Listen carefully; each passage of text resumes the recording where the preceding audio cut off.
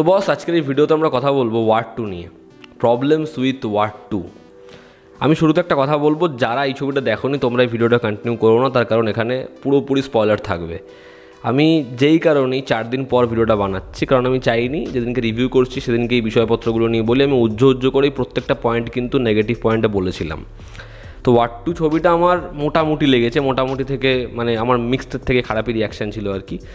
তো এই ছবির মূল সমস্যা হচ্ছে সেকেন্ড হাফে, কারণ ছবির ফার্স্ট হাফটা কিন্তু বেশ ভালো। ঋত্বিকের এন্ট্রি যেরকম, এনটিআরের এন্ট্রি যেরকম, ঋত্বিককে হেভি লাগে, এনটিআরকেও ভালো লাগে, মানে এনটিআর ভালো টক্কর দিয়েছে ঋত্বিকের সাথে। এবং ছবির যে ইন্টারমিশনের আগের যে টুইস্টটা, যে পোর্শনটা, সেগুলো আমাদের অনেক প্রশ্ন ছুড়ে দেয়। এবং ছবিটা যেহেতু ওই সিন্ডিকেট, কালি, ওই বিষয়পত্রগুলো দেখাচ্ছিল, সেটা খুব ইন্টারেস্টিং লাগছিলো। এবং সেটা কিন্তু বাদবাকি যে ছবি পাঠান বা হচ্ছে টাইগার 3 তার থেকে অন্য রুটে হাঁটছিল, মানে সেটা খুব ভালো জায়গায় যেতে পারতো এরকম মনে হচ্ছিলো আমার। বাট তারপরে ছবিটা সেকেন্ড হাফে যে জিনিসপত্রের সাথে ডিল করে, ব্যাক স্টোরির পরে যা জিনিসপত্র হয় আর কি, সেগুলো সত্যি ছবিটাকে না খুব বাজে একটা জায়গায় নিয়ে চলে যায়। মানে এরকম একটা জিনিস প্রমিস করে জিনিসটা কোথায় চলে যায়।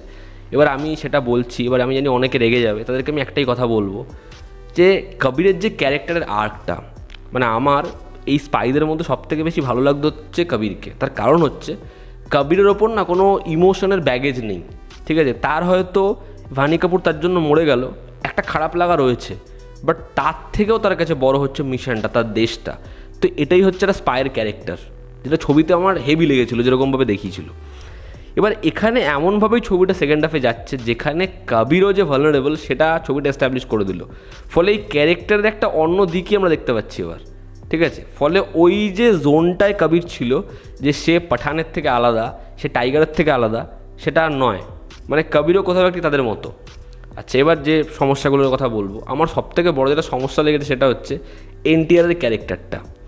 ভাবুন, একটা চরিত্র যে কালির পার্ট হতে চায়, যেই সিন্ডিকেটের পার্ট হতে চায়, যে কোথাও একটা গিয়ে দেশ পুরোপুরি বেঁচে দিতে চায়, যে পুরোপুরি প্ল্যানিংয়ের সাথে সামিল, এবং সে একটা ফ্লাইটের মধ্যে এতগুলো লোককে গুলি চালিয়ে পরপর মেরে দিল।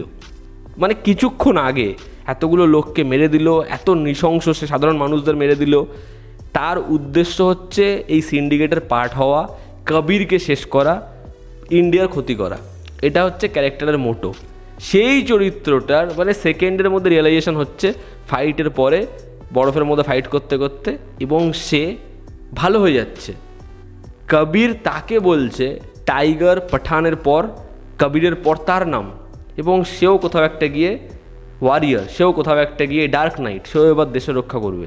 এটা কোনো প্লট, যে ক্যারেক্টারটা কিছুক্ষণ আগে, এটা একটা স্পাই ফিল্ম, এটা কিন্তু এটা যে কোনো তেলেগু মশালা ছবি নয়, এটা একটা স্পাই ফিল্ম যেখানে এই ক্যারেক্টারটা কিছুক্ষণ আগে পুরো দেশ ধ্বংস করে দিতে চাইছে, যার এই পিএমকে নিয়ে একটা পুরোপুরি প্ল্যানিং রয়েছে, যার কবিরকে মারা নিয়ে একটা পুরোপুরি প্ল্যান রয়েছে, সেই ক্যারেক্টারটা হিরো হয়ে যাচ্ছে মানে সেকেন্ডের মধ্যে, এবং তার উপরে পুরোপুরি ট্রাস্ট করা হচ্ছে। এটা ছবির প্লট।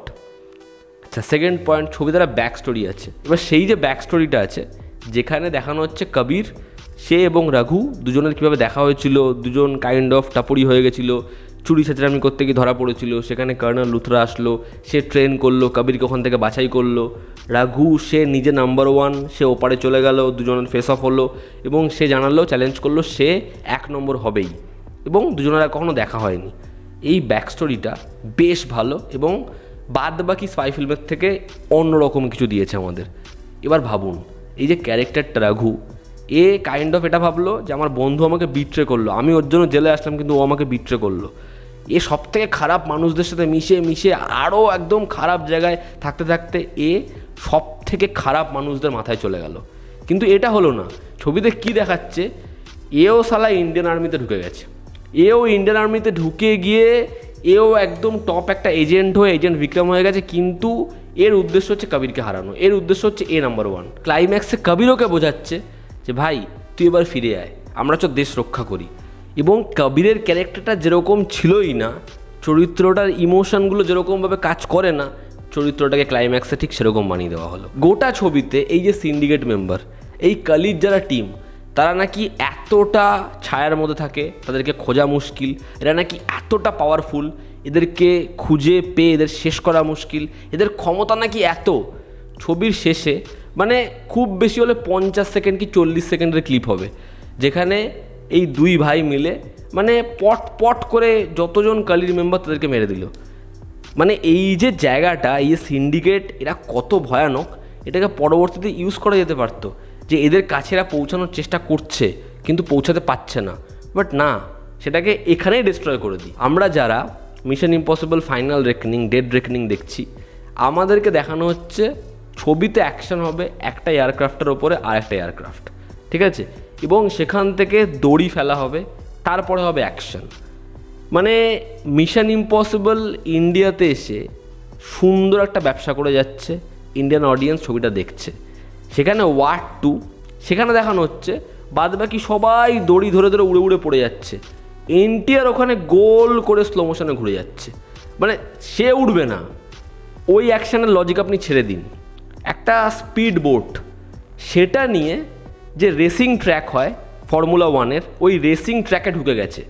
ওখানে ঢুকে গিয়ে কী হবে, গাড়িটা স্লো ডাউন হয়ে যাবে।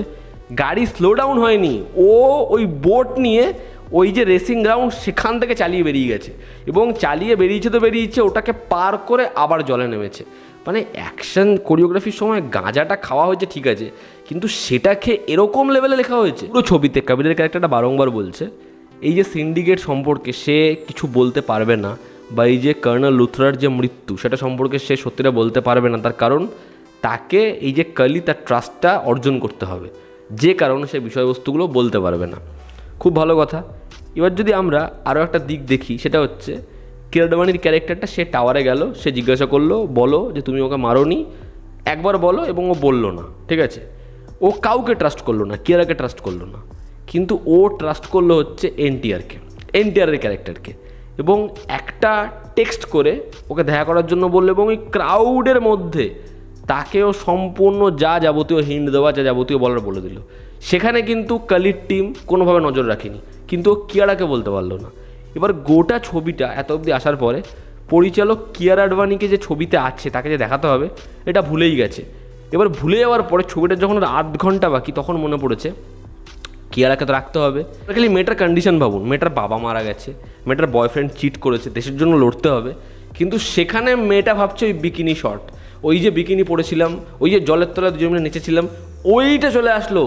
মানে বস, ছবির যে ফোকাস, ছবিটা যেদিকে এগোচ্ছে সেটাকেই তো মানে ডায় বায় করে দিল।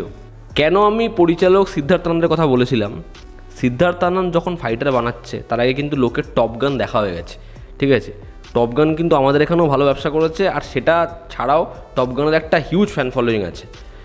টপ গান অডিয়েন্স দেখার পরেও কিন্তু ফাইটার সেটা ভিজুয়ালি খুব ইমপ্রেসিভ, এবং যদি ভিজুয়ালস আপনি ছেড়েও দেন, ছবিটার যে ক্যারেক্টার আর্ক, যে ইমোশনাল পয়েন্ট, সেগুলো কিন্তু খুব ভালো। আপনি যদি একইভাবে ওয়ার দেখেন, ভিজুয়ালি ওয়ারের ধারে বারে ওয়ার টু যেতে পারবে না।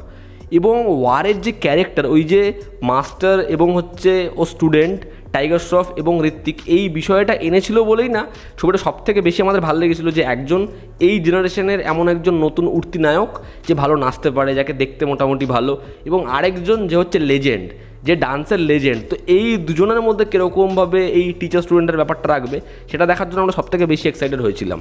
তো ওই বিষয়বস্তুগুলো না প্রত্যেকটা খুব ছকে ছকে করা ছিল সিদ্ধার্থ আনন্দের, এবং ও ওই বিষয়গুলোকে খুব প্রপারলি হ্যান্ডেল করতে পারে। এবং আজকে এই অডিয়েন্সটা যারা আজকে এত ছবি দেখছে, তাদের কাছে একটা ওটিটিতে তেহরানের মতো ছবি আছে, যেটার অ্যাকশন কী, যেটার ভিজুয়ালস কী, তো সে কম্প্যারিজন করবে না।